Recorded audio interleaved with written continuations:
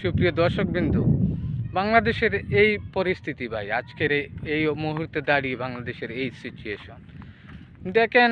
বাংলাদেশের প্রাক্তন প্রধানমন্ত্রী শেখ হাসিনাকে নিয়ে, শেখ হাসিনার জন্মদিনকে নিয়ে তিনি, বিশেষ করে এই নায়িকা, তিনি, আমি এর আগে হয়তো কখনো দেখি নাই, নায়িকা মিষ্টি, তার নাম, সে প্রকাশ্যে এসে আনন্দ মিছিল এবং মিষ্টি বিতরণ করতেছে, কিন্তু একদল মানুষ তার পিছনে তাকে নিয়ে বাজে ধরনের মন্তব্য করতেছে। তো আসলে ভাই কি বলবো, এটাই আমাদের বাংলাদেশ।